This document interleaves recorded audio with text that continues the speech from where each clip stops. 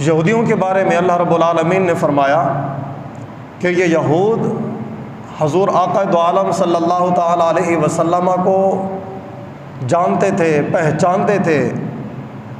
और कैसे जानते थे उनको? फरमाया कि अल्लज़ीना आतैनाहुमुल किताब यारिफूनहु कमा यारिफून अबनाअहुम। फरमाया कि ये लोग मेरे महबूब सल्लल्लाहु ताला अलैहि वसल्लम को ऐसे जानते थे, ऐसे पहचानते थे जैसे यहूदी अपने बच्चों को पहचानते हैं। कि जिस तरह अपने किसी बच्चे के चेहरे को देखकर वो मुगालता नहीं खा सकते थे, अल्लाह रब्बुल आलमीन ने फरमाया कि जो मैंने अपने महबूब की शानें पहली किताबों के अंदर जो मैंने बयान की हैं वो इतनी वाज़ेह थी और इतनी खुली थी कि वो यहूदी मेरे महबूब सल्लल्लाहु ताला अलैहि वसल्लम को बिल्कुल वाज़ेह तौर पर जानते और पहचानते थे। मगर उसके बावजूद उन्होंने हजूर सल्लल्लाहु ताला अलैहि वसल्लम की नबूवत का इनकार किया, आपकी रिसालत का इनकार किया, आपके पैगाम का इनकार किया। वो किस वजह से, किस बुनियाद के ऊपर? फ़कत इस वजह से कि हजूर सल्लल्लाहु ताला अलैहि वसल्लम जनाब इस्माईल अलैहिस्सलातु वस्सलाम के औलाद में से थे और वो बनु इसराइल थे। और उन्होंने सोचा कि अगर हमने इनको तस्लीम कर लिया, इनकी नबूवत को मान लिया, इनकी रिसालत का हमने इकरार कर लिया, तो फिर तो जो बनु इस्माइल हैं वो तो इज़्ज़त के अंदर, वक़ार के अंदर हमसे बुलंद हो जाएंगे। वो ये कहेंगे देखो जी, तमाम कायनात के लिए रहमत बनकर आने वाला नबी तो हमारे अंदर है, हमारे आबा व अजदाद में से है, और हमारी इज़्ज़त और वक़ार उनके मुकाबले के अंदर कमतर हो जाएगी। तो फरमाया कि ये मेरे महबूब को जानने पहचानने के बावजूद फ़कत अपनी ज़िद की वजह से, अपने हसद की वजह से, अपनी हठधर्मी की वजह से, अपने बुग़्ज़ की वजह से, अपने अंदर की अना की वजह से इन्होंने मेरे महबूब का कलमा नहीं पढ़ा। बाकी कोई ये नहीं कह सकता था कि हम इनको जानते नहीं हैं।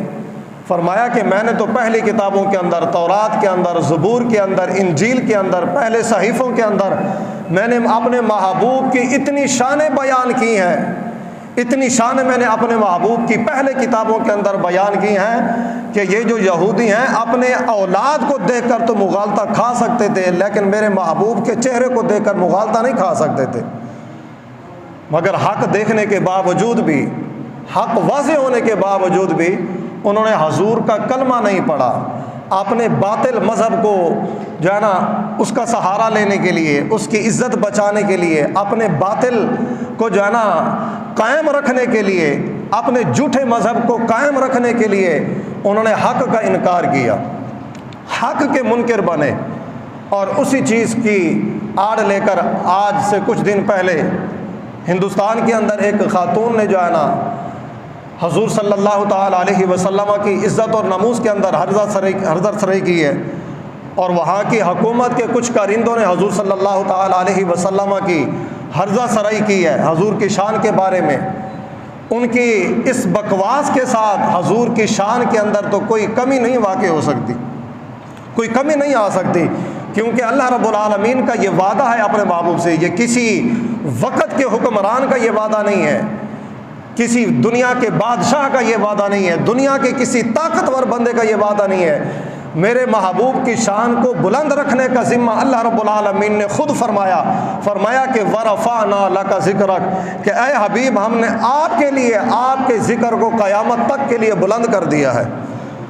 आज लाख कोई सारे दुनिया के काफिर मिलकर, सारी दुनिया के चूड़े मिलकर, सारी दुनिया के यहूदी मिलकर अगर चांद की तरफ थूकेंगे तो चांद की रोशनी के अंदर तो कोई वक़ार के अंदर कोई कमी नहीं आएगी।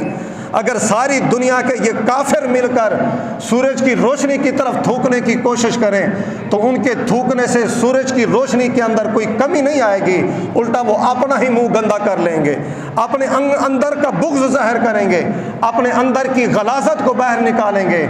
चांद की तरफ या सूरज की तरफ थूकने से कभी चांद की रोशनी के अंदर कमी वाक़ नहीं हो सकती, कभी सूरज की रोशनी की तरफ मुंह करके थूकने से कभी सूरज की तरफ उसकी रोशनी के अंदर कोई कमी नहीं आ सकती।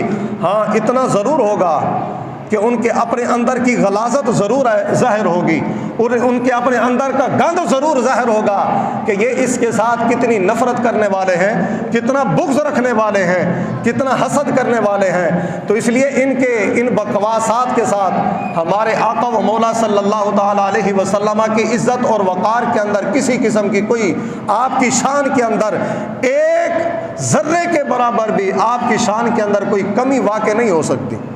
ये उनकी अपने अंदर की गलाजत है। अब ये सब कुछ करके जो है ना, वो तो दुश्मन है ना, उन्होंने तो ये करना है। दुश्मन का काम है जो है ना हमारे ख़िलाफ़ हर्जा सराई करना, हमारे ऊपर कीचड़ उछालना, हमारे दीन के ख़िलाफ़ बकवास करना, हमारे पैगम्बर सल्लल्लाहु ताला अलैहि वसल्लम की शान के ख़िलाफ़ हर्जा सराई करना, बकवासात करना। ये दुश्मन का ये शेवा है। वो इसी अपने बुग़्ज़ की वजह से, अपने इसी गंदगी की वजह से वो काफिर है, इसी गंदगी की वजह से उसका कुफ्र ज़ाहिर होता है। लेकिन यहाँ पर इम्तिहान तो अहले ईमान का है, यहाँ पर इम्तिहान अहले ईमान का है कि वो तो काफिर थे, वो तो दुश्मन थे, उन्होंने ये सारा कुछ किया। ज़रा तुम भी तो बताओ ना, तुमने तो महबूब का कलमा पढ़ा था, तुमने अपने महबूब के साथ कितनी वफा की थी। न इधर उधर की तो बात कर, अल्लामा इकबाल ने कहा, फरमाया कि न इधर उधर की तो बात कर, मुझे ये बता कि काफिला क्यों लूटा, मुझे रहज़नों से गर्ज नहीं, तेरी रहबरी का सवाल है। फरमाया कि तुम भी तो बताओ, तुम जो हजूर की आशिकी का दावा करते हो, हजूर की मोहब्बत का दावा करते हो, हजूर के कलमा गो होने का, हजूर की उम्मत होने का दावा करते हो, ज़रा तुम भी तो बताओ तुमने अपने महबूब की इज़्ज़त व नामूस पर कितनी हिफाजत की है, तुमने अपने महबूब की इज़्ज़त व नामूस का कितने दिफा किया है, तुमने कितना पहरा दिया है अपने दीन के ऊपर, अपने कलमे के ऊपर। जिस महबूब का कलमा पड़ा है उस नबी की ख़त्म नबूवत पर तुमने कितना पहरा दिया है, उस नबी की इज़्ज़त व नामूस पर तुमने कितना पहरा दिया है।